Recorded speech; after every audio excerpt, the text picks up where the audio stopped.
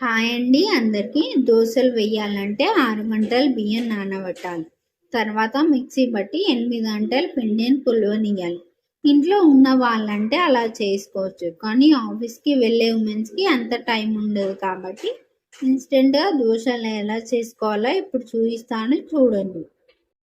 ఒక గిన్నె పెట్టుకోండి.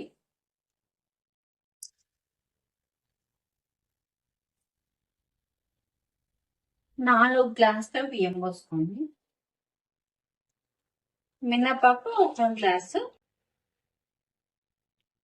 శనగపప్పు 2 గ్లాసు, 2 స్పూన్ల మెంతులు, ఒకసారి కలుపుకోండి.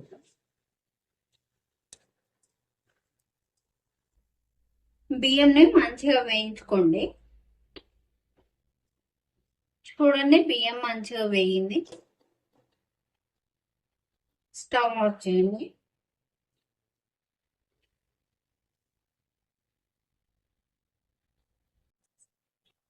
ఇట్లా ఇంకో దాంట్లోకి వేసుకోండి.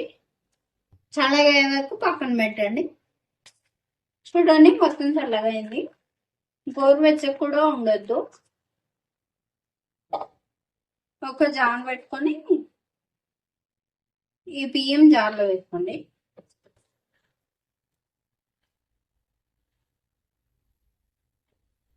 మిక్సీ పట్టుకోండి.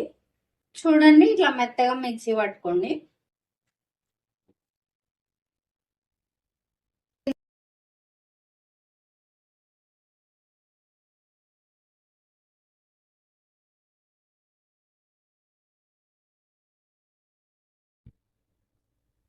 ఇట్లాంటి ఎయిర్ టైట్ బాక్స్ లో పెట్టుకుంటే 6 months వరకు ప్రీమిక్స్ పౌడర్ పాడవదండి.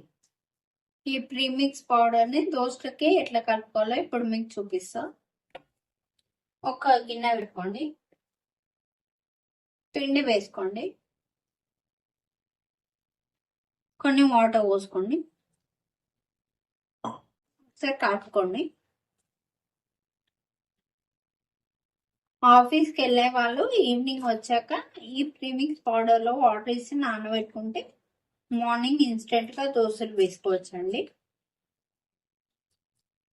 చూడండి, దోశలకి పిండి కలపడం అయిపోయింది. నైట్ అంతా నానబెట్టుకోండి. నెక్స్ట్ డే చూపిస్తున్నాను. పిండి మంచిగా పులిచింది.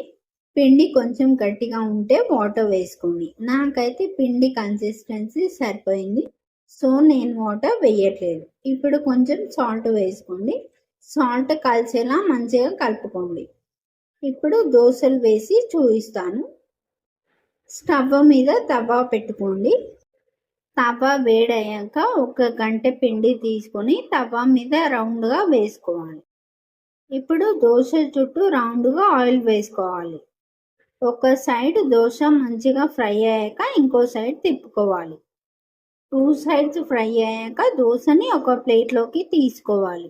అంతే అండి, వేడి వేడి ఇన్స్టెంట్ దోశలు రెడీ అయ్యాయి.